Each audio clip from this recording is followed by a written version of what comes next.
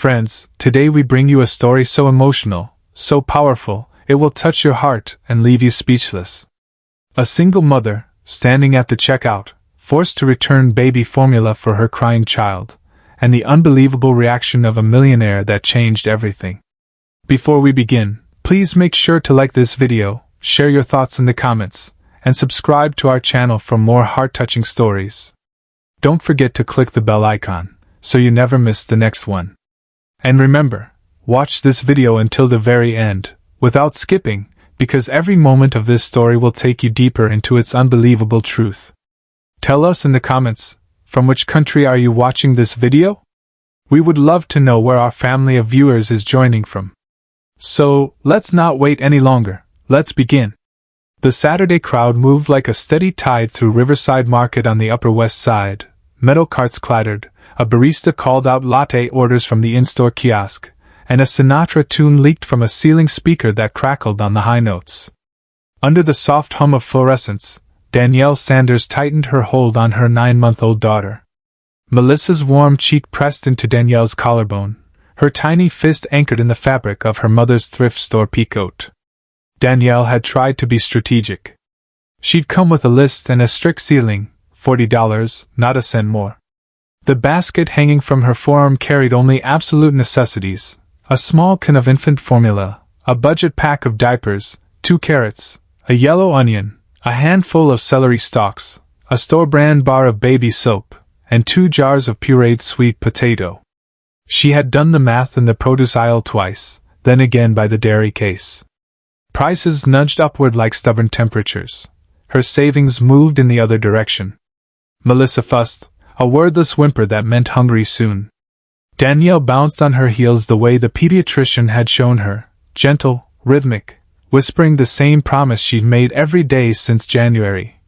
"I've got you, Peanut. We're okay." The words steadied her even when they weren't strictly true. Behind her, a man in a charcoal overcoat nudged a small cart forward with his knee. Evan North had never loved grocery stores. He preferred task lists and dashboards, places where inputs produced clean outputs. But Olivia, 4 years old, freckles like powdered cinnamon across her nose, had asked for the animal crackers shaped like Sioux creatures, and a promise to her was a promise kept. Now she stood in the child seat of the cart, mittens clipped to her sleeves, chin lifted toward the display of balloons bobbing above the checkouts. "Daddy, the giraffe one," she whispered, reverent. Evan smiled. "We'll see." He would later try to explain what, exactly, snapped his attention away from SKU codes and loyalty points. Maybe it was the way the young mother ahead of him kept recounting the bills in her hand as if new money might appear between the creases. Maybe it was the precise care with which she had arranged the groceries on the belt. Heavy items first, fragile last, as if order could coax the world into kindness. Or maybe it was her eyes, their quiet resolve frayed at the edges by a week of not enough. The cashier, Tanya, per the green name badge, offered Danielle a practiced smile as the conveyor carried the first items forward. Beep. Formula. Beep. Diapers. Beep beep. Produce on a manual code. Numbers climbed on the small screen. Danielle's stomach climbed with them, then stalled. She had $40.18 in her wallet, the precise residue of a month that had refused to balance. A rent notice tacked to a peeling doorframe, a cone bill with a red line across the top, a MetroCard that sighed each time it met the turnstile. "Your total is $62.40, Tanya announced, still friendly, already reaching for the next customer's divider. Something went thin inside Danielle, a filament of dignity stretched tight. She swallowed. I'm so sorry. I'll need to put a few things back." The words tasted like tin. She moved the baby soap aside first. A small surrender, survivable. Tanya rescanned. "New total, $59.10. A man in a Patagonia vest behind Evan shifted his weight, checking his watch with theatrical patience. Evan barely noticed. Olivia, however, noticed everything. She studied Danielle the way children study weather. Danielle set 1 jar of baby food aside. "And this, please." Beep. $57.60. She counted the bills again, a ritual without hope. 20. 40. Then the singles, each one a paper apology. 46. She had coins, quarters gone to laundry last night, nickels buried deep in couch cushions. But coins wouldn't mend the distance on that little glowing screen. The formula can sat on the belt like a dare. Danielle picked it up. For a second she simply held it, feeling the weight of powdered survival shift inside the tin. She pictured the night 3 weeks ago, when she'd stretched the last scoop to make a bottle that was more water than milk, felt the hot shame as Melissa drank anyway, trusting. She looked up, blinking hard. This too, she whispered, sliding the can back toward Tanya. Her voice did something small and breaking on the last word. Melissa read the tremor in her mother's chest and let out a soft cry that widened into something urgent. Olivia tugged Evan's sleeve. Daddy? Her voice was careful, as if the question itself might bruise. Is the baby hungry? Evan's throat tightened with an old, familiar reflex. Disengage, anonymize, move on. He'd built a fortress out of that reflex. Share prices, quarterly targets, calendars stacked like Jenga towers. In the years since Olivia's birth via gestational surrogate, he had learned how to be present for his daughter while keeping the wider world at arm's length. Charity was a line item, compassion, contained. But something in the way the young mother squared her shoulders, refusing to crumble even as humiliation nipped at her heels, bypassed the firewall. It wasn't the melodrama of need that moved him. It was the quietness of it, the decency. She hadn't asked for anything. She was simply doing the math in public. He stepped forward before the committee in his head could convene. Excuse me, he said gently to Tanya, then to Danielle, not crowding her, palms visible like a man approaching a skittish bird. Would you allow me to take care of this? Danielle turned, hazel eyes, chapped bottom lip, a stray curl escaping the elastic at the nape of her neck. Up close, Evan saw what the fluorescent lights tried and failed to flatten. She was tired, yes, but there was nothing tired about the way she held her daughter, alert, anchored, the kind of love that keeps a person upright when wind turns ugly. I can't, she said quickly, shame flaring high. I mean, thank you, but I can't accept that. It's really okay. Evan kept his voice level, almost quiet. We all hit rough patches. Let me help. She looked at the formula, then at Melissa, who hiccuped around a fading cry. Pride was a good coat in winter, but not when the child on your hip could feel you shiver. Danielle nodded once, a small, exhausted surrender that still managed to look like courage. Thank you, she breathed, and it came out on the same exhale as a sob she refused to let happen. Please add back whatever she removed, Evan told Tanya, offering his card. Olivia, solemn as an officiant, reached out to pat Melissa's socked foot. Hi, baby, she said, as if introducing herself to a new neighbor. While the register churned and the receipt unspooled like a thin, white ribbon, Evan stood half a step back, giving Danielle room to reassemble herself. He didn't say it aloud, but he knew what this moment didn't need: a speech, a sermon, a selfie. Quiet help, then a clean exit. May I ask your name? He said, only when the bags were packed and Melissa's breathing had settled against Danielle's collar. Danielle, she answered, adjusting the strap of a thrifted diaper bag. Danielle Sanders. And this is Melissa. She kissed the baby's hair, which smelled faintly of laundry soap and winter air. I'm Evan, he said, touching Olivia's shoulder. And this is Olivia. Olivia waved with all 5 fingers. I'm 4. I like giraffes. A surprised laugh cracked through Danielle's composure, bright and unguarded. Nice to meet you, Olivia. I like giraffes too. They walked together toward the sliding doors because that was the direction gravity decided. Cold air knifed in from Broadway, full of bus brakes and the distant bark of a dog. At the threshold, Danielle shifted the grocery bags to one hand and tightened her grip on Melissa with the other. The world waited outside, exactly as complicated as it had been 20 minutes earlier. Do you have a way to get home? Evan asked, careful not to let the question wear a cape. The crosstown bus, Danielle said. We're a few stops east. Evan nodded. He knew the route, the way the M86 stuttered across the park, the way January made bench metal unforgiving. He reached into the inner pocket of his coat and pulled out a plain white card with a name, Evan North, and a single cell number. No title, no company. He turned it once in his fingers, then offered it. "No pressure," he said. "If you ever need anything, information about resources, someone to call if you're in a bind, this reaches me. If you never use it, that's fine too." Danielle accepted the card the way you accept a fragile thing you intend to keep, thumbs smoothing the corner, eyes flicking to the ink as if to memorize it. "Thank you," she said, and the words had weight again, not just gratitude but recognition. That kindness, when it's done right, doesn't make you smaller. Olivia leaned toward Melissa. "Bye, baby," she whispered. Melissa, sensing that the sky had cleared, answered with a gummy, generous smile. The doors parted on their pressure mats. Danielle stepped into the bright, breath-white morning, groceries heavier now but somehow less cruel. Evan stood still for a beat longer than necessary, watching the peacoat, the diaper bag, the slight sway of a mother's gait as she folded back into the city. Olivia slipped her mittened hand into his. "Daddy," she said, as if reporting on a scientific finding. "That felt like when you turn on the lamp and it's not dark anymore." Evan looked down at her, then out at the street, where a bus lumbered toward a stop and a man in a Knicks beanie laughed into his phone. "Yeah," he said, the word surprising him with its softness. "It did." That night, in a third-floor walk-up that smelled faintly of steam heat and last winter's paint, Danielle measured water into a bottle and tapped powdered formula into the funnel. Melissa's eyelids fluttered with the greedy, drowsy rhythm of a baby finally satisfied. Danielle watched her daughter's mouth relax around the nipple and felt a fierce, exhausted tenderness bloom in her chest.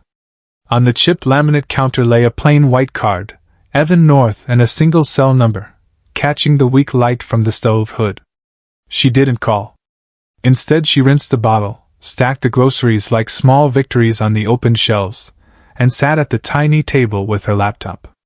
After 9 each night, once Melissa was down, she sent out resumes the way sailors sent flares, targeted, hopeful, and into the dark. She had a bachelor's in early childhood education, solid references from a Head Start classroom in Queens, and a gap she couldn't disguise, a 9-month-old who needed her more than any employer would tolerate. Before Olivia and Evan, there had been Robert Hale, handsome, attentive, full of promises about rings and mortgages and our future. The day Danielle told him she was pregnant, he kissed her hair and whispered that everything would be different. It was, just not in the way he meant. After Melissa was born, money got tight, Robert got mean, and the arguments hardened into routines. One terrible night, with Melissa asleep against her chest, Danielle watched his hand rise and understood, coldly, clearly, that the world had shifted under her feet. By morning she had a duffel, a folder of documents, and a sleeping baby strapped to her chest. She never went back. The months since leaving had been a loop of courage and calculus. Full-time teaching jobs wanted hours she couldn't give. Childcare cost more than any entry-level position would pay. She picked up odd stints, grading worksheets for a tutoring center, assembling sensory bins for a preschool that paid her in gift cards, translating parent newsletters into Spanish for a church program. But the numbers never quite met in the middle. 2 weeks after the supermarket, a new weight landed on the table, a notice from her landlord, typed, polite, implacable. Due to rising building costs, rent will increase by 48% effective next month. Danielle stared at the figure until it blurred, then called and pleaded. Mr. Rosenthal was kind, even apologetic, but unmoved. "I'm sorry, Ms. Sanders. I'm underwater too." That same week, she got a call from Jasmine Ortiz, a college friend who had moved to a nursing program in the Bronx. "You still looking?" Jasmine asked. "My cousin's friend knows a family, single dad, successful, needs someone for his 4-year-old. It pays well. They might even let you bring Melissa while you transition." Danielle pressed the phone tight to her ear, heart ticking faster. "Do you have a contact?" Jasmine read out a name and number. Marina Allen, personal assistant. Across the park and 20 floors up, The view from Evan's office was the crisp geometry of Midtown: glass, steel, winter light stratified into neat rectangles.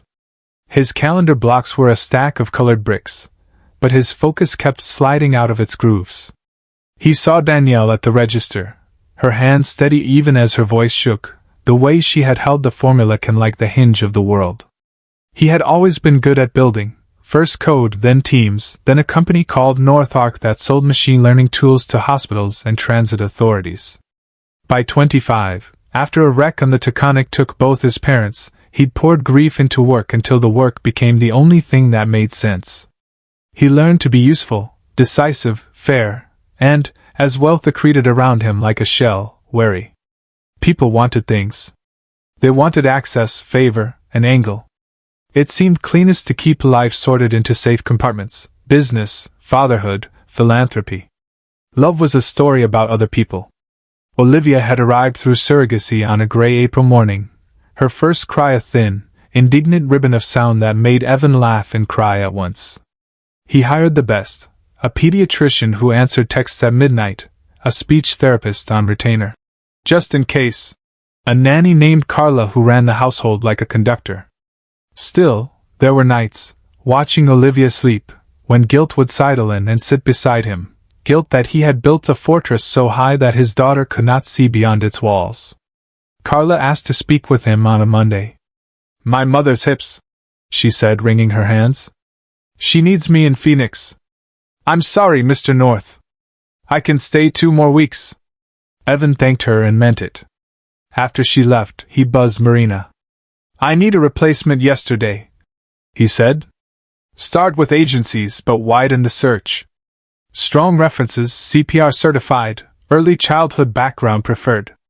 Marina's eyes flicked to her tablet. "Got it. Any soft requirements?" He surprised himself. "Warmth," he said. "Someone who actually likes children. Not the kind who talks to a 4-year-old like a calendar invite." Marina's mouth quirked. "Understood." 3 days into interviews, Evan was discouraged. The resumes were flawless, the people were not. Too brusque. Too eager to discuss salary. Too clinical with Olivia, who reported solemnly. She smelled like lemons and didn't laugh. At 9:40 p.m., as Melissa breathed softly from a laundry basket bassinet, Danielle dialed Marina and introduced herself. Early childhood educator, fluent in Spanish, strong classroom management, comfortable with routines and big feelings. "I do have an infant," she added, bracing for the silence. Marina didn't flinch. "Mr. North has never hired someone with a child, but your profile is intriguing.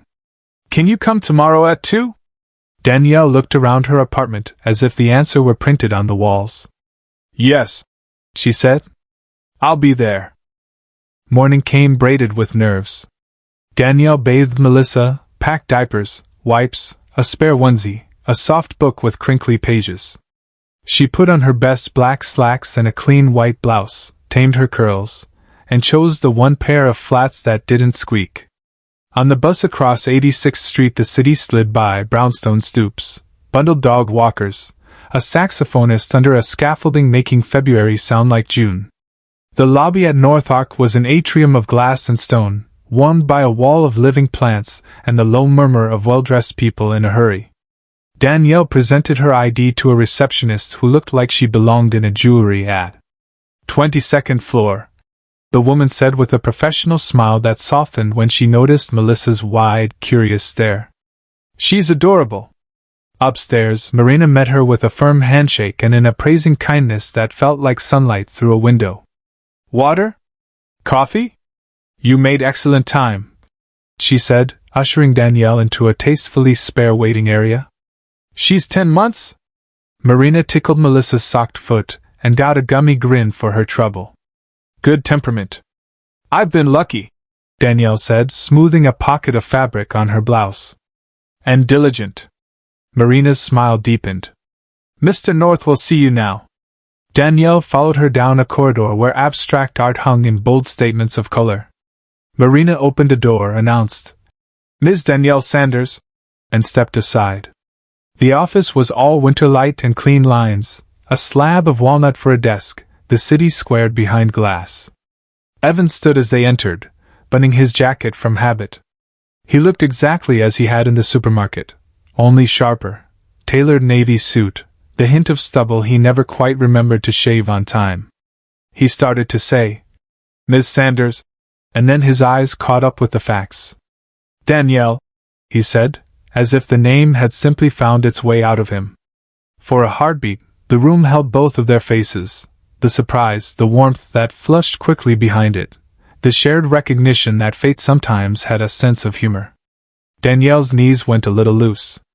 "Evan," she managed, and Melissa, sensing a familiar energy, threw her arms toward him with a squeal that was half greeting, half demand to be admired.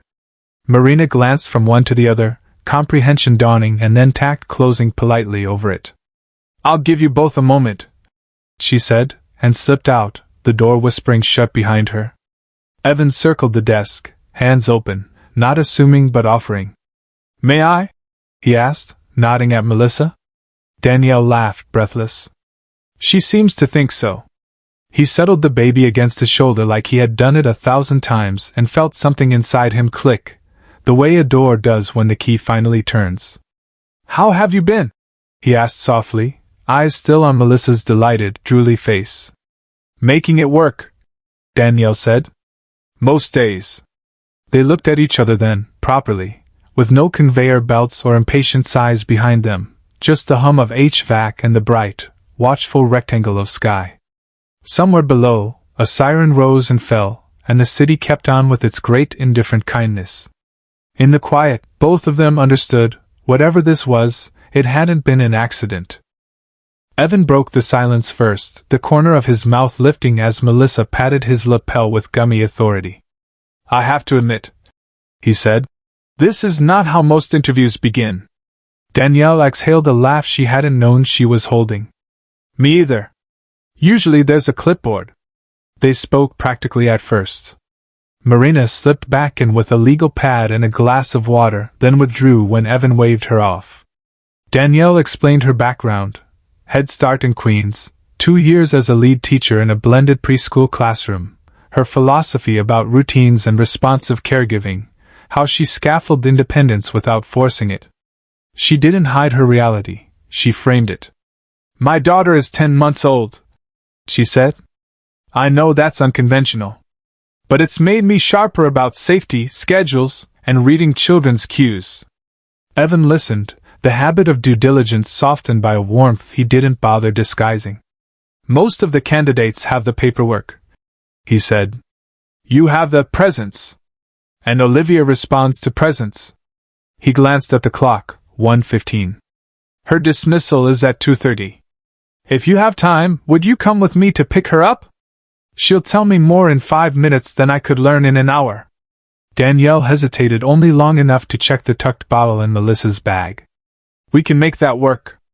They rode the elevator down in a hush broken only by the cable's whisper and Melissa's soft babble.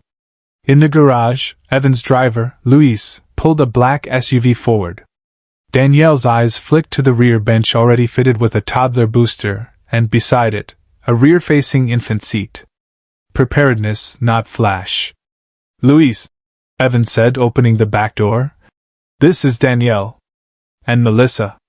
He buckled Olivia's empty booster out of habit, then adjusted the infant straps for Melissa with careful, asking hands. "May I?" Danielle nodded, watching his fingers test the harness with the practice tug any parent knows. Midtown yielded to the park's winter-bare trees and then to the Upper East Side's tidy geometry. Danielle, normally vigilant on buses, allowed herself to look out the window, nannies pushing bugaboos, a doorman salting a slick of ice, a boy in a puffer jacket hopping between chalk squares of hopscotch someone had laid down months ago. Evan asked questions that weren't just screens for resumed bullet points. What story calmed a room? How did she handle separation tears? What was her favorite thing to teach? "Breathing," she said, surprising herself with the simplicity. "For little kids, it's playful, smell the flower, blow out the candle, but it's really about showing them their body isn't a runaway train." She glanced at him. "Works on grown-ups too." He smiled, conceding the point without saying so. Olivia's school was a renovated brownstone dressed up as childhood, scattered easels visible through a front parlor window, paper snowflakes taped to glass, a hand-lettered sign near the door, "Welcome, room 4 families." Inside, the hallway smelled of tempera paint and orange peels. Children's drawings marched along the wainscoting, families, cats, a surprising number of rainbows for a gray month. They were early. Ms. Bennett, Ms. Clara to the kids, met them at the classroom door, her cardigan dotted with paint like confetti. "Mr. North, hello? You're beating the bell today," she said, then took in Danielle and Melissa with the quick, gentle curiosity of a good teacher. "And we have guests. This is Danielle," Evan said. He didn't explain further. He didn't need to. Before introductions could bloom, Olivia spotted them from across the room. The concentration line in her forehead, so like Evan's when he was debugging, melted into delight. "Danielle! Baby Melissa!" She barreled across the rug and stopped herself with a 4-year-old's last-second decency, hands hovering just shy of squeezing Melissa's foot. "Can I say hi?" "You just did," Danielle said, crouching so their eyes met. "We missed you. I made you something." Olivia went sprinting back to a low shelf, returned with a heavy sheet of construction paper. Thick crayon lines, careful for her age, a woman with curly brown hair holding a baby, and beside them a man and a little girl under a sign that said Riverside Market. The formula can sat on the drawn conveyor belt like a medal. Danielle felt the sting in her eyes before she could stop it. "This is beautiful," she said, voice steady because she made it so. "May I keep it?" "It's for your refrigerator," Olivia said solemnly, then lowered her voice. "So you won't forget us." The dismissal bell released a controlled chaos. Boots were tugged on, tiny hats went missing, small dramas burst and popped like soap bubbles. Olivia tugged Danielle toward her cubby, narrating the contents as if giving a museum tour. "This is my class pet, he's a rock. Ms. Clara says he's hypoallergenic. This is my library folder. And this is where I keep my secret sticker." She peeled a star the size of a lentil off the underside of the shelf and pressed it into Danielle's palm. "For courage." Outside, the air bit pleasantly. Evan suggested the park across the avenue, while dismissal traffic thinned. They crossed with Louise hovering discreetly a step behind. In the playground, Olivia found a swing. Danielle pushed with that perfect cadence that lets a child feel the illusion of flying while staying tethered to earth. Melissa, strapped into the stroller, watched the sky with wide, satisfied eyes until a wail from the climbing structure snapped Danielle's attention. A boy had slipped, scraping his palm. Ms. Clara was there in seconds, but Danielle's body had already catalogued the scene, the cry's pitch, the absence of any telltale thud. Her shoulders unhitched. "Just a scrape," she murmured, mostly to herself, the way an ER nurse might say not a code blue. She returned her focus to Olivia, who was pumping now on her own, a grin sawing her face in half. Evan watched two things at once, his daughter's joy and the way Danielle's presence adjusted everything around it by a degree. She didn't perform. She didn't diminish herself. She was simply steady. When Olivia hopped off the swing, flushed and triumphant, Danielle crouched again to offer water and a quiet high five. "You felt your body, you made a plan, you did the work," she said. No empty praise, just recognition. Evan stored the phrasing for later. On the walk back to the car, Olivia took Danielle's hand without asking for permission from anyone but Danielle. It was a small act that did something large to Evan's heart. "Would you join us for cocoa?" he heard himself say. "There's a cafe in Lexington that makes it with ridiculous marshmallows. A proper interview requires marshmallows." Danielle laughed. "I can't argue with your methodology." At the cafe, a narrow, warm place with fogged windows and a chalkboard crowded with specials, Louise found a corner table. Olivia declared her marshmallow a cloud and, with grave generosity, tore off a piece to feed Melissa, which Danielle intercepted with a smile and a napkin. "Babies don't do sugar yet," she told Olivia. "But she appreciates the thought." Olivia nodded, chastened and proud at once, and pushed a single marshmallow toward Danielle instead. "Then this is hers." Between sips, the conversation circled back to logistics. Evan laid out the bones of the job: mornings through early evenings, occasional late nights with notice, school drop-offs and pickups, meals, light child-related tasks. Compensation is flexible, he added. Health benefits, of course. And we're open to making space for Melissa during a transition, if that's what you need. Danielle kept her chin level. I won't bring her forever, she said. But I can't pretend I have a network I don't. A trial period, with clear goals, would make sense. She paused. I also believe in boundaries. If I'm in your home, I am still an employee. I want to respect that, and be respected. Evan absorbed this like water after a long run. Agreed, he said. No blurred lines. Clear expectations. A beat. And mutual grace, when real life inevitably spills. They set a trial, 1 week, beginning Monday. Ms. Clara was happy to have Danielle read a story to room 4 on Friday morning. Storytelling is a diagnostic, Danielle had said with a grin, so Olivia would get the thrill of introducing her Danielle to friends before anything official. If the week went well, they would formalize. If it didn't, no hard feelings. Outside again, the sky had bleached to late afternoon silver. Evan offered a ride across town, this time with the additional argument of weather and the already installed infant seat. Danielle looked at the stroller, then at Melissa's pink nose, then nodded. Thank you. Louise threaded them west as the city clicked into evening. On the curb outside Danielle's building, Evan stepped out too, ignoring the pinch of cold. The stoop's paint had seen better years. A flyer for a community clinic fluttered under the ironwork. Danielle unbuckled Melissa with the ease of rote and lifted her into the sling. For a second they stood there, two adults who had not planned any of this, caught in the narrow weather of a New York sidewalk. If you need anything before Monday, Evan said, and stopped himself before the sentence turned paternal. If you need anything job-related, call me. Otherwise, I'll see you Friday. Danielle held up the construction paper drawing in its new plastic sleeve, an absurdly precious artifact. We'll be there. Up 3 flights, radiator clanking, Danielle taped Olivia's drawing to the fridge with blue painter's tape and stepped back.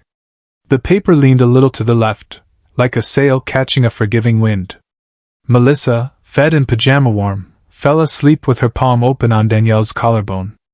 Danielle sat at the small table, the card with Evan North beside a stack of neatly clipped coupons, and allowed herself something she rationed like sunlight in winter.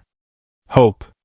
Across the park, Evan tucked Olivia into bed, the nightlight casting her freckles into a constellation. Daddy, she murmured, already half under. Is Danielle coming tomorrow? Friday, he said, smoothing her hair. But yes. She's coming. Olivia smiled without opening her eyes. Good. The house is bigger when she's in it. Evan stood in the doorway a moment longer than necessary, listening to the soft meter of his daughter's breath, and admitted, to himself if to no one else, that something in his careful architecture had shifted. Not collapsed. Not even cracked. Shifted, like a beam settling into a truer line. He switched off the hall light and, for the first time in a long time, looked forward to morning. Friday came wrapped in slush and school glue. Danielle arrived at room 4 with Melissa snug against her chest and a canvas tote of picture books she'd chosen with the teacher's eye. Stories with rhythm and repetition, wide margins for wandering attention, and enough heart to land softly. Ms. Clara greeted them like the opening chord of a favorite song. Our guest reader is here, she announced, and 20 small bodies turned as one. Olivia practically vibrated in her tiny chair. This is my Danielle, she told the class with the ceremonial pride of a ring-bearer. Evan, hovering near the door in a sport coat over a sweater, watched the room tilt toward Danielle as if gravity had shifted. Danielle started with "Nuffle Bunny," and folded the room into laughter by the 3rd page.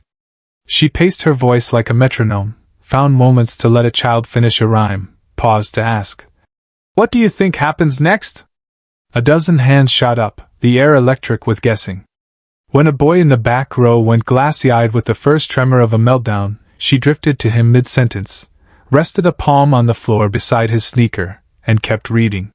He leaned into her orbit, and the tremor passed. Afterward, Olivia pressed closer. "Can you come every Friday?" she whispered, urgent. Danielle smiled. "Let's see how this week goes, okay?" Olivia nodded, satisfied with a promise that felt like sunlight. The weekend was a soft rehearsal.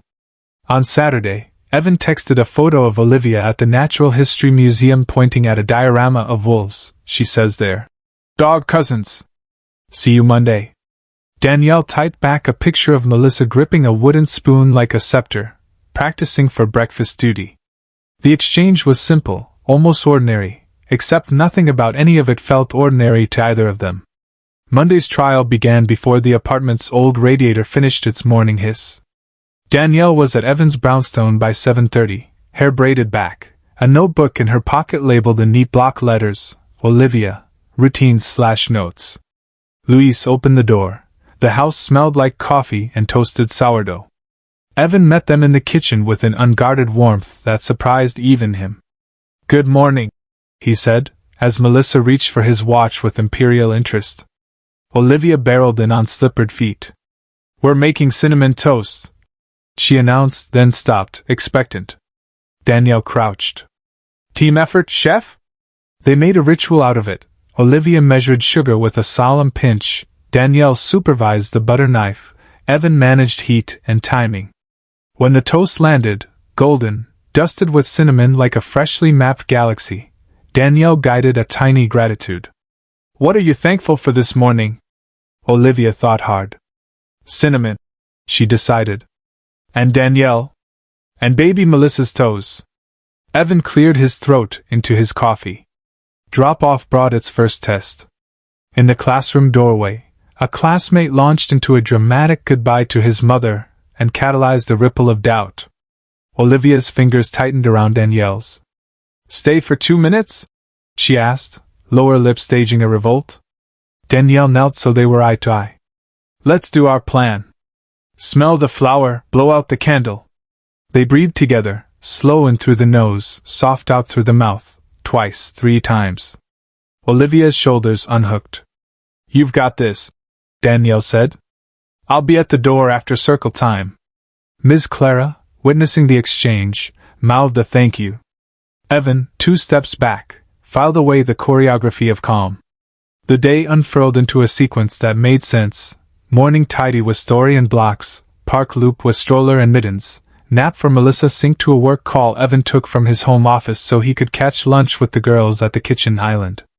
Danielle moved through the house with the easy respect of a guest who knows how to be useful. She prepped Olivia's after-school snack tray like a rainbow, berries, cucumbers, cheddar squares, pretzels, filled a little basket by the door with labeled spare gloves, left a short note on the counter. Olivia tried a new puzzle today, framed the edges first on her own. Carla's last day fell on Tuesday, and Danielle made space for it. She invited Olivia to draw a goodbye card and suggested they bake simple lemon bars. Because they travel well. When Carla hugged Olivia at the door, Danielle stepped back and let the years pass between them without interruption.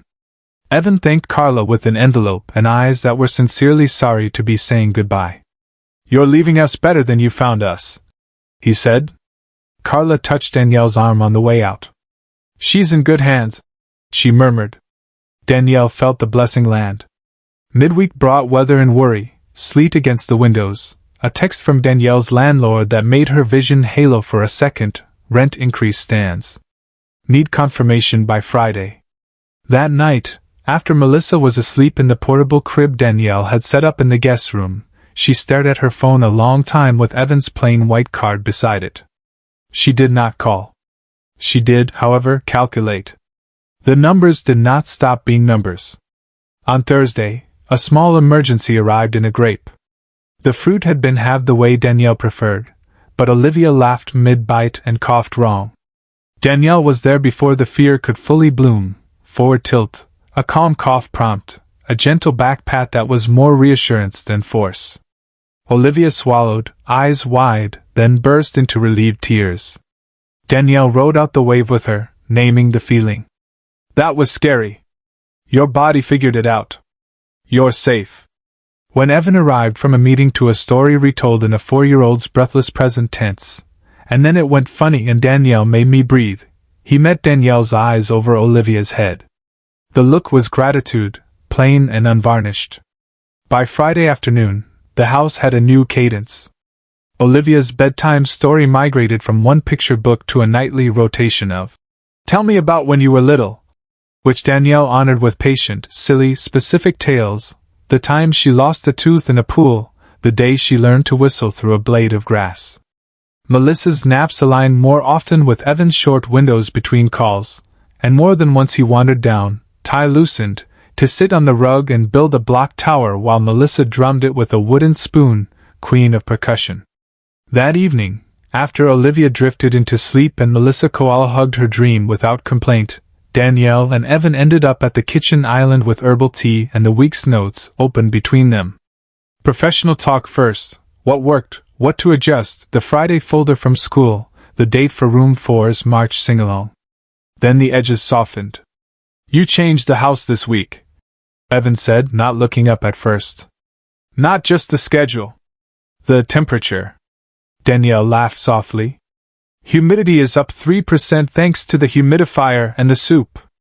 "I'm serious." He met her eyes. "It feels like a home my daughter will remember with warmth, not just amenities." She let the words sit. "Olivia makes that easy," she said at last. "She is sun-powered." They were quiet for a moment. In the quiet, Danielle made a decision she'd been bothering like a loose tooth. "My landlord raised my rent by almost half," she said, factual, without plea. "I'm working on it. I'll make sure it doesn't interfere with work." Evan's first instinct, fix it, hit the wall of their earlier agreement, boundaries, respect. He set his palms flat on the counter, a physical reminder to stay in the lane they had drawn together. "Thank you for telling me," he said. "If you want me to connect you with a broker I trust, someone decent, not a shark, I can do that. And we can talk about a housing stipend as part of a permanent offer if next week looks like this week." The relief that passed over Danielle's face was small and real. "A broker lead would help," she said. "And, if we formalize whatever we discuss, I want it to be clean. Transparent. Clean and transparent," he repeated. "My two favorite adjectives." They both smiled, slightly shy, like people standing in a doorway they weren't ready to walk through yet. On Saturday they took the girls to Central Park. Louise carried the picnic bag like a gentleman bodyguard while Olivia wore her red knit hat with the pom-pom that bounced like punctuation. They found a patch of winter sun near the playground. Evan pushed Olivia on the tire swing, pretending the effort cost more than it did. Danielle spread a blanket for Melissa, who discovered pine cones with reverent awe. Other families glanced over with the quick appraisal New Yorkers pretend they don't do. To strangers, they registered as a family of 4 without footnotes. A gray-haired woman feeding sparrows ambled past and offered an unsolicited benediction. "Beautiful girls," she said, then waggled a finger at Evan. "Don't blink.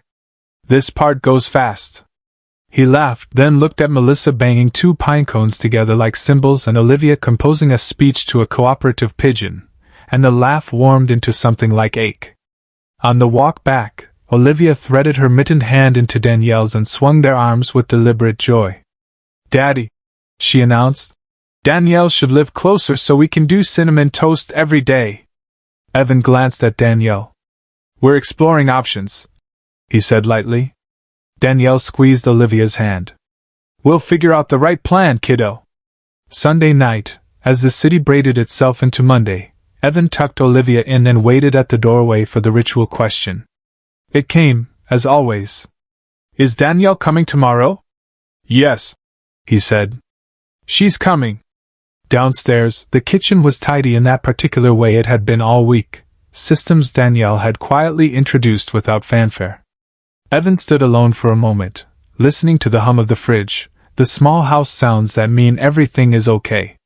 He thought of the word Olivia had used offhand on Friday morning, chin in her hands over cereal. It's cozier now. He didn't know yet what to call the thing growing between all of them. He only knew he wanted more of whatever made the house feel like it did when Danielle walked in at 7:30, cheeks pink from the cold, notebook in her pocket, eyes clear from sleep and purpose. He rinsed 2 mugs, set them to dry, and allowed himself, just this once, to imagine a longer arc than a trial week. By the second Monday of the trial, the house had its own morning weather, cinnamon in the air, radiator hiss giving way to Olivia's shoe velcro rip, Melissa's sunrise babble. Danielle arrived at 7:30 on the dot, cheeks pink from the cold, the same pocket notebook tucked into her coat, tabs now sprouting like flags, meals, sleep, feelings, school notes. Evan had coffee poured before she reached the island. "Today's agenda," he said, half teasing, half true, sliding a sticky note between them. "Drop off, my 10 a.m. here, park after lunch if the sidewalks cooperate, and a broker meet-up at 4? Marina pulled 3 listings. Danielle nodded, grateful and wary in the same breath. "I can make 4. Thank you." They moved like people who'd trained together for years. Olivia measured cinnamon with missionary zeal. Melissa thumped a silicone spoon on the high-chair tray like a drummer keeping time. Danielle narrated the morning. "Knife stays flat. Sugar gets sprinkled like snow. So that small hands stayed busy and safe." When it was time to leave, Olivia pressed her palm to Danielle's. "Flower breath?" she asked. They smelled an invisible tulip, blew out an invisible candle, and the door clicked behind them with calm tucked into Olivia's pocket. At room 4, Miss Clara caught Danielle by the elbow. "I heard about the broker," she said softly, eyes kind. "If the numbers get tricky, my friend at Legal Aid runs a Tuesday clinic for families. No pressure, just information." "Thank you," Danielle said, meaning it down to the bone. The broker's first place, an efficient studio, in a walk-up east of First Avenue, smelled faintly of last night's onions and had a window that greeted a brick wall at handshake distance. Danielle measured the space with her eyes. A crib might fit, her hope would not. The second, Astoria brighter, a slice of sky, asked for first, last, security, and a broker's fee that made Danielle's chest tighten. The third was gone by the time they arrived. That was New York's rhythm, here then vanished.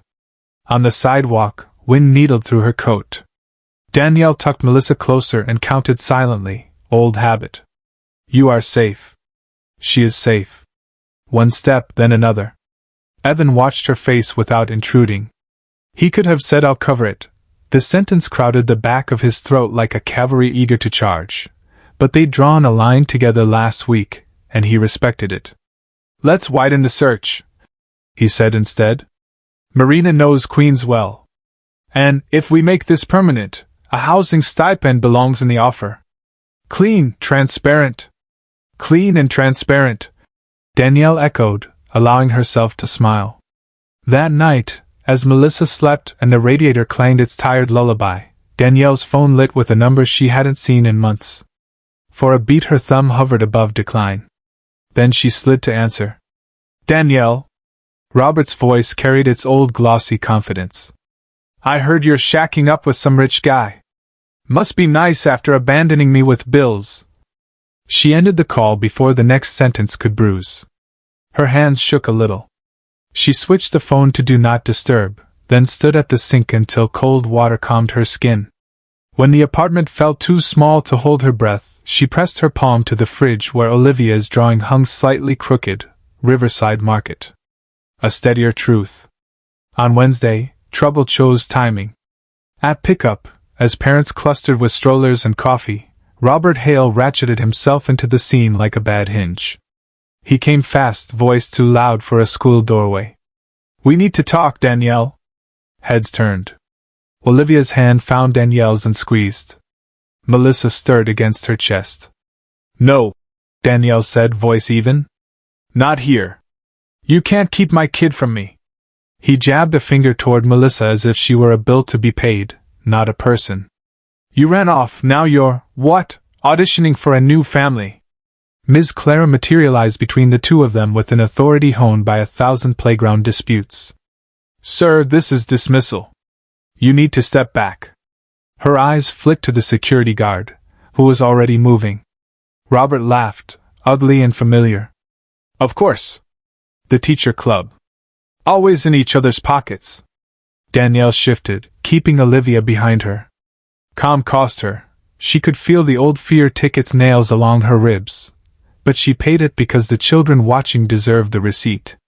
We can talk in a public place with a mediator, she said. Not here.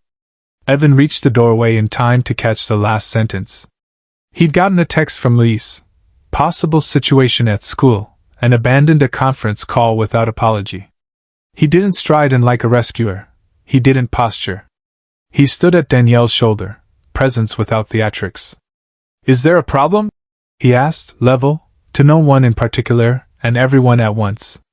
Robert's eyes slid to Evan's coat, his watch, the easy way he seemed to belong anywhere he stood. Oh, he said, smirking.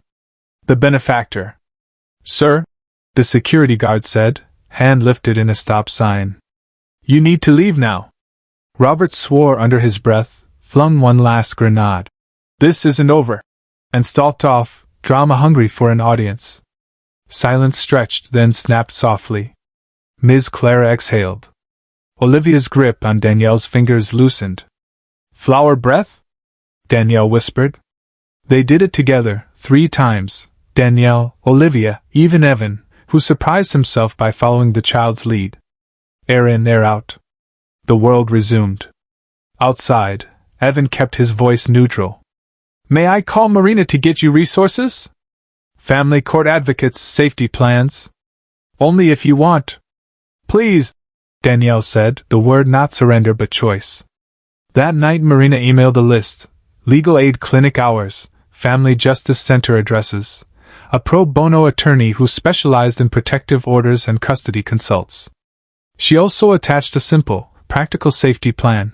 Keep copies of important documents in 2 places. Vary routes when possible. Teach Olivia's school who is authorized for pickup. Danielle printed the packet and felt her lungs open a fraction. Thursday unfolded like an apology. Olivia, sensing the residue of yesterday, was velcroed to Danielle's side in the morning. Danielle named it. Your body remembers that loud scene. Mine does too. We're safe now. Olivia nodded, small shoulders bravely resetting. Later, in the park, Olivia showed Melissa how to pat snow into a perfect lopsided cupcake. No sugar yet, she told the baby gravely. But you can taste cold. That evening, Evan asked Danielle to stay a few minutes after bedtime. The island lights made a pool of gold in an otherwise quiet house. He slid a folder across the counter. North Arc letterhead, 2 pages, numbers that meant relief without insult. Formal offer, he said. Salary, benefits, PTO, training budget if you want to add certifications. A childcare stipend earmarked for Melissa's care outside work hours once you're ready. And a monthly housing stipend to make the move feasible. Clean, transparent. Danielle read each line slowly, the way you look at a face you want to remember exactly. It was generous, fair, careful. It's a life, she said, unable to dress the sentence in anything prettier. It's what you already built here this week, Evan said simply. On paper. She signed. He did too. They did not shake hands, that felt wrong. They smiled like people who'd carried something heavy to the top of the stairs and set it down without dropping it. Moving day came on a threadbare Sunday that smelled like cardboard and lemon cleaner. Rose, the housekeeper who'd worked for Evan's family since before Olivia was born, arrived with a tool kit and a bag of empanadas that could make a person weep. I've wanted the sound of a baby in this kitchen again, she said, kissing Melissa's fingers. Louise ferried boxes like a magician producing scarves. Olivia wore a headlamp and declared herself chief of labels. This one says books, she announced, sticking her label slightly crooked and beaming as if she'd solved something ancient.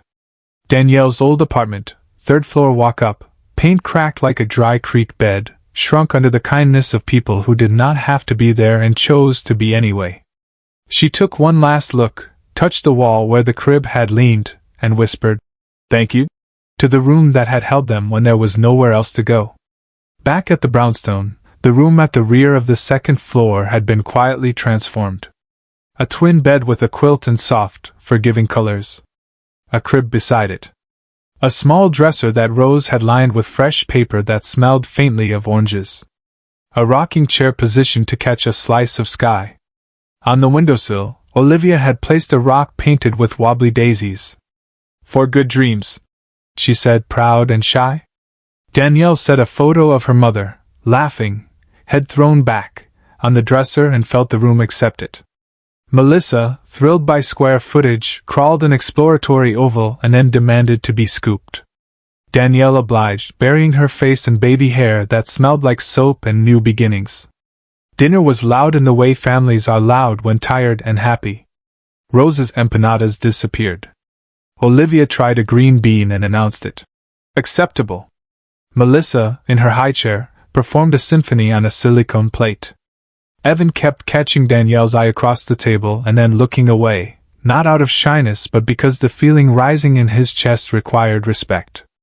After dishes, Danielle washing, Evan drying, domestic choreography so easy it felt like memory, they carried the girls upstairs.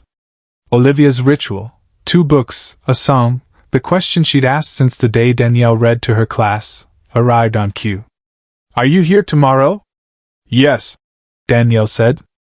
"I'm here." When both girls slept, the house exhaled. Danielle and Evan ended up in the small sitting room at the top of the stairs with 2 mugs of chamomile tea, and the city laid out beyond the glass like a low-voiced orchestra. Down on the street, a car door thunked, somewhere a siren wailed and faded. In here, quiet held. Evan set his mug down, fingers splayed around the heat as if trying to memorize it. "You once said breathing works on grown-ups," he murmured, attempting a smile. "I've been practicing." Danielle watched the way the light caught in his eyes and thought of all the labels people wore like armor: CEO, single dad, survivor, teacher, nanny. Underneath, there were just 2 humans who had kept their promises to small girls and found themselves, somehow, walking the same hallway in their socks. She took a breath, then another, and let the truth rise with the steam. "Me too," she said. Melissa whimpered in the next room, a soft, questioning sound. Danielle rose automatically. Evan stood too. "Together?" he asked. "Together," she said. They crossed the threshold side by side, into a room that felt, for the first time, entirely theirs. The first night in the new room felt like a deep inhale. Danielle and Evan stood shoulder to shoulder over the crib while Melissa worried her pacifier and drifted, the white noise machine turning the city's clatter into distant surf. In the chair by the window, Danielle rocked once, twice, steadying her own heartbeat. Evan leaned on the doorframe, hands in his pockets, the posture of a man trying not to rush something that mattered. Down the hall, Olivia's nightlight threw a gentle dome of gold.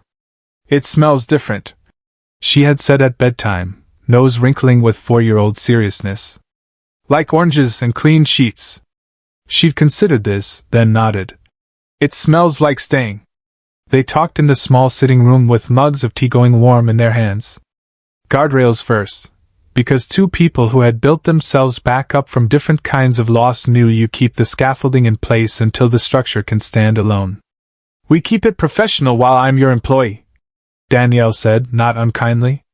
"If we ever consider more, it's after a clean transition. For Olivia. For Melissa. For me." Evan agreed, relieved, if he was honest, to have the rules named out loud. Boundaries weren't fences to him. They were the lines inside which life could finally be drawn with care. Weeks slid into a rhythm that felt earned. Morning weather, cinnamon and shoe velcro, radiator hiss and Melissa's sunrise commentary. Danielle's notebook sprouted new tabs: court, housing, school projects. Marina's resource list turned into appointments. With a pro bono attorney at her side, Danielle filed for an order of protection and temporary custody arrangements that finally acknowledged the months she'd been sole caregiver. The city's machinery moved the way machinery does, slower than fear, faster than dread, and one gray morning a judge's language settled over her like a well-made coat: protection granted, supervised contact only, a schedule that put Melissa's needs first. Robert appeared once at a family justice center, bored and belligerent, and then not at all. The absence was its own kind of sentence. At home, trust grew in small, measurable increments. Evan moved meetings to make school sing-alongs. Olivia's teacher, Ms. Clara, noted the alchemy out loud. She laughs more in the morning now. It's not just the cinnamon toast. On a Tuesday, Olivia taught the entire class. Flower breath. And Ms. Clara sent home a note in a folder decorated with crooked hearts. We breathed our way through a rainy day meltdown. Olivia was our coach. Danielle taped the note above the desk she'd wedged beside the window, angles of sunlight catching the edges like applause. One evening, after a bath that ended in an all-out towel parade, Melissa let go of the coffee table and took 3 improbable, drunken steps toward Evan.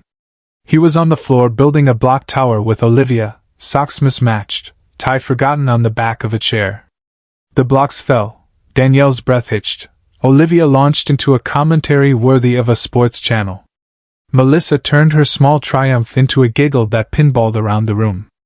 Later, when the house finally exhaled into quiet, Evan stood in the doorway of the nursery and said to no one, "I almost missed this." The thought rearranged him. Work figured itself into the new architecture. North Ark had always earmarked a slice of profit for community programs. Now, Evan kept sketching a line item in the margins of his notebook called Play and Breath. A parent-child class for families in transition. He told Danielle one night at the kitchen island, sliding his tablet toward her. Trauma-informed. Practical. Real. She read his draft proposal, brow furrowed in the way that meant she was both moved and troubleshooting. "Good bones," she said, tapping the screen. "But you can't drop a program into a neighborhood like a spaceship. You partner with the people already doing it. Churches, centers, libraries. And the breath can't be the headline, dignity has to be." He grinned. "So, director of program design?" "Eventually," she said, smile slanting. "After we hire a permanent nanny for Olivia and I stop being yours." They built the exit ramp together. Marina led the search. Olivia interviewed candidates with the gravitas of a panel. "Do you like mud?" she asked a woman with a glossy resume. "Because I do." In the end, they hired Aisha, a former preschool assistant with a laugh like music and an instinct for getting on a child's level without condescension. For a month Danielle shadowed, then allowed herself to step back, a small ache and a larger pride occupying the same square inch of chest. Olivia mourned the change for exactly one morning, then conspired to create a "Welcome, Aisha" sign and asked Danielle matter-of-fact, "Will you still read to room 4 on Fridays?" "Try and stop me," Danielle said. The first official day Danielle walked into an office that was not Evan's. 2 rooms they rented in a community center on 110th, a bulletin board with blank spaces for futures. She put the Play and Breath draft on the desk and took a picture. She sent it to Ms. Clara, to Marina, to Rose, to Jasmine, to the pro bono attorney who had stood next to her while a judge pronounced safety. The replies came in a small burst of fireworks, each one a spark that said, "We see you." She didn't send it to Evan. He was downstairs hauling in a donated rug with Luis and pretending the box labeled puppets was heavier than it was. That evening, when both girls were down and Aisha had gone, Evan knocked once on the sitting room doorframe and hovered with a shyness that didn't fit the suit he still wore from a board meeting. "You off the clock?" he asked. "I am," she said, closing her laptop, surprised at how her heart could both leap and land. He had planned the words, he always planned words, but they still felt like stepping onto a moving sidewalk. "Would you let me take you to dinner?" "Not as your employer. As a man who is wildly grateful for a second chance at the good stuff. We can start small. Very small. Like 2 appetizers small." She laughed, nerves dissolving as quickly as they crystallized. "Somewhere with seating and silverware? We're fancy now." Dangerously. They started with a place that did pasta without pretense, a corner table where the waiter refilled water without narrating it, a bottle of red that neither of them pretended to understand. They talked about everything that wasn't the children for an hour and then circled back to the children with relief, which told them something true. They weren't auditioning for a life they didn't already have. They were acknowledging the one they were quietly building. They practiced going slow. Dates tucked between bedtime and morning. a late movie where they whispered about plot holes, a walk through the Met on a rainy afternoon where Danielle stood too long in front of a Mary Cassatt and Evan learned that seeing someone see art is its own category of wonder. A ferry ride at dusk where the city unrolled itself like a necklace and Olivia's voice echoed in both of their heads. Don't blink, this part goes fast. Spring arrived in gusts. The pilot of Play and Breath filled faster than Danielle's spreadsheet had dared to hope. Mothers, fathers, grandparents, aunts, a foster dad with a baby strapped to his chest and eyes that said I am trying. They came for the toys and stayed for the breathing, for the quiet way Danielle made the room feel possible. Evan sat in the back for the first session, anonymous in a folding chair, and watched a father and son practice smelling the flower and blowing out the candle like it was the first trick they'd learned with their own magic. Olivia turned 5 and insisted on a picnic in Central Park with cupcakes Aisha baked and a treasure hunt Rose constructed with riddles scrawled in perfect cursive. At the last clue, a shoebox tucked under a bench, filled with sticker sheets and a plastic crown, Olivia placed the crown on Melissa's head. "Co-queen," she declared. Melissa accepted the role with crumbs on her chin and magnanimity in her grin. The night after the party, with gift bags repurposed as storage for dolls' shoes and crayons, Evan took Danielle back to where their story had shifted.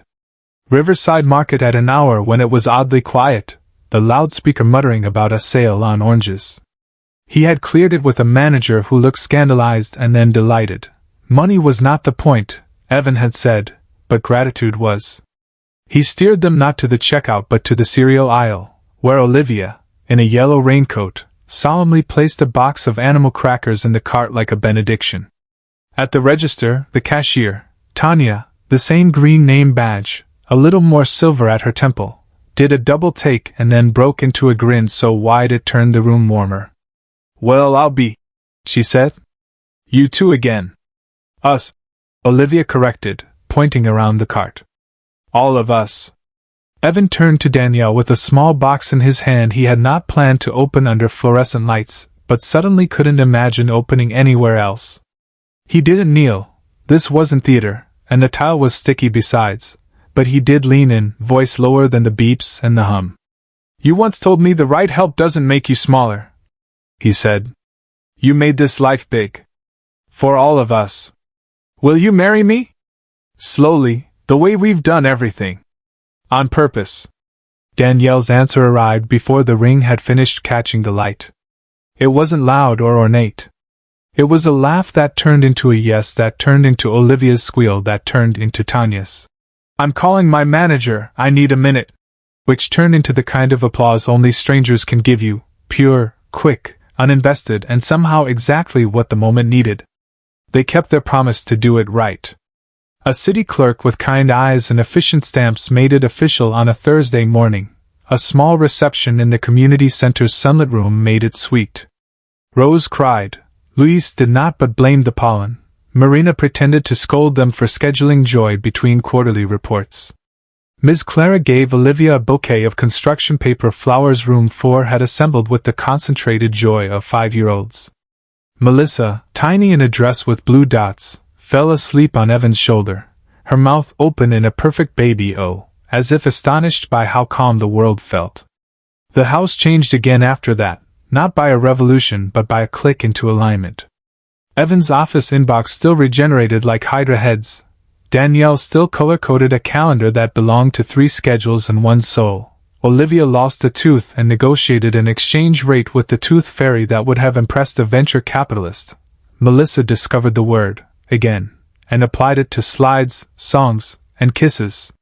On the fridge, the drawing of Riverside Market remained, edges soft from time, a crease mended with tape.